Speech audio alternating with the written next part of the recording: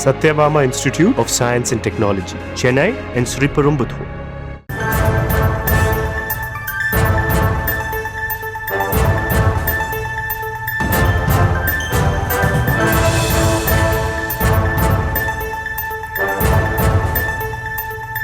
தற்போதைய அண்மை செய்தியை பார்த்துக் கொண்டிருக்கிறோம். அமைச்சர் ஏவா வேலுவுக்கு அன்புமணி ராமதாஸ் பதிலளித்திருக்கிறார்.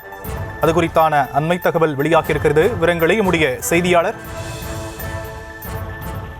ராஜேஷ் வழங்க நாம் கேட்கலாம்.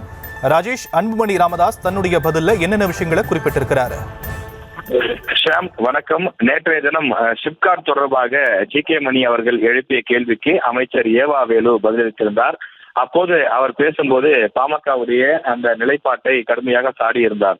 குறிப்பாக தருமபுரியிலே சிப்காட் வேண்டும் என்று கேட்கிறீர்கள், ஆனால் நாங்கள் திருவண்ணாமலையில் சிப்காட் கொண்டு வந்தால் அதை நீங்கள் எதிர்க்கிறீர்கள். பாமக ஏன் இப்படி இரட்டை நிலைப்பாட்டை எடுக்கிறது என அவர் கேள்வி எழுப்பியிருந்தார். இந்த நிலையில் அதற்கு அன்புமணி ராமதாஸ் பதில் அறிக்கை ஒன்றை கொடுத்திருக்கிறார். எத்தனை முறைதான் நாங்கள் சொல்வது, நாங்கள் சிப்காட்டிற்கோ தொழில் வளர்ச்சிக்கோ எதிரானவர்கள் கிடையாது.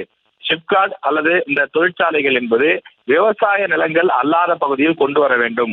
நீங்கள் திருவண்ணாமலையிலே மேல்மா உள்ளிட்ட அந்த இடங்களில் கொண்டு வருவோம் என்று சொல்வது சுற்று வட்டாரத்தில் இருக்கக்கூடிய அந்த கிராமங்கள், குறிப்பாக விவசாய பெருமக்கள் அதிகமாக இருக்கக்கூடிய கிராமங்கள், அந்த கிராமங்கள் எல்லாம் முப்போகம் விளையக்கூடிய நிலங்களாக இருக்கிறது.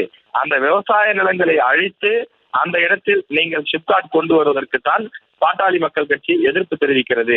அதே நேரத்தில் தர்மபுரியை பொறுத்தவரையிலே அங்கு ஏராளமான விவசாயம் அல்லாத நிலங்கள் இருக்கின்றது.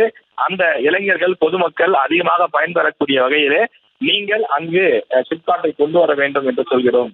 அது மட்டும் இல்லாமல் திருவண்ணாமலையில் கூட ஏராளமான அரசு நிலங்கள், அதே போல புறம்போக்கு நிலங்கள், விவசாயம் பயன்படாத பல இடங்கள் இருக்கின்றது. அந்த இடத்தில் நீங்கள் இந்த சிப்காட் போன்ற தொழிற்சாலைகளை கொண்டு வந்தால் பாமக எதிர்ப்பு தெரிவிக்காது என்று தெரிவித்திருக்கிறார். இந்த விஷயத்தை நாங்கள் பலமுறை செய்தியாளர் சந்திப்பிலும் அமைச்சருக்கும் தெரியப்படுத்தியும் கூட அவர் புரிந்து கொள்ளாத வகையில் மீண்டும் மீண்டும் அதே கருத்தை தான் தெரிவித்து வருகிறார்.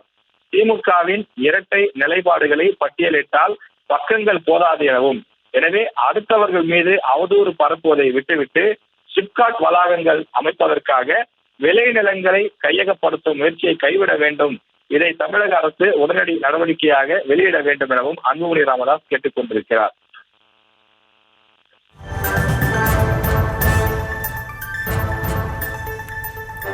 விவரங்களுக்கு நன்றி ராஜேஷ்.